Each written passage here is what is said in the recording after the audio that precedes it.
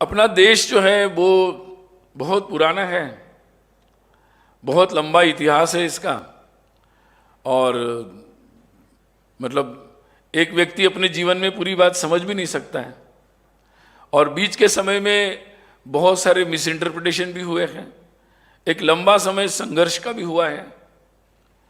मुझे लगता है कि आज़ादी के अमृत महोत्सव के इस अवसर पर हम लोगों को पुराने बातों की समीक्षा जरूर करनी चाहिए, लेकिन दोषारोपण की आवश्यकता नहीं है। हमारे जितने भी स्वाधीनता आंदोलन में नेता थे, जितने भी विचार थे, सब ने अपना अपना योगदान निश्चित रूप से दिया है, उनका हमें सम्मान करना चाहिए। हाँ, ये बात जरूर है कि आज 75 वर्ष के बाद हमें समीक्षा करनी चाहिए कि कौन सी बातों को आगे ले जाना है और कौन सी बातों को अब हमें छोड़ देना है।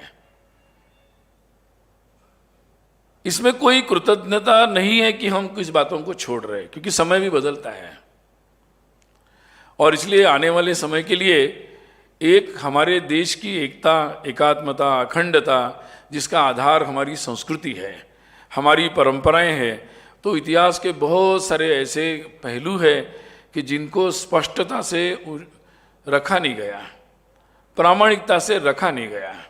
बहुत सारे ऐसे लोग हैं जिनका उचित जो हमें सम्मान देना चाहिए था, जिनका देश के लिए योगदान था, वो भी हम नहीं दे पाए। तो ऐसे बोलते हैं कि जो रह गया, तो जब कोई घर में उत्सव होता है तो हम पुराने सब उन विषयों को याद करते कि भाई हमसे जो भी रह गया अब हम याद कर लेते हैं। तो मुझे लगता है कि जो रह गया वो रह गया, लेकिन अब उसको कम से कम याद कर ले, वो सारे लोगों को याद कर ले जिन्होंने देश के लिए ज्ञान निर्माण किया, वो भाषाओं का ऐसा ज्ञान निर्माण किया कि जिससे सारी भाषाएं जुड़ गई, उनको याद करना चाहिए। जिन्होंने योग से लेकर बहुत सारे ऐसे अनुसंधान किए, उनको याद करना चाहिए। स्वाधीनता के वो लोगों को याद करना चाहिए। तो मुझे लगता है कि ये समय है कि हम उन सब लोगों को जोड़ें और भारत की उस कल्पना को समझें